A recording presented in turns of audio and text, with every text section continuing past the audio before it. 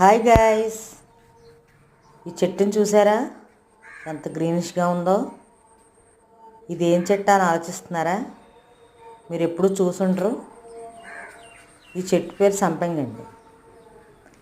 దీని biological name magnolia చంపాక.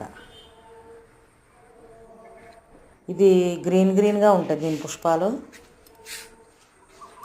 రోజు గడిచే కొద్దీ పసుపు రంగులోకి మారుతాయి. మంచి సుగంధభరితం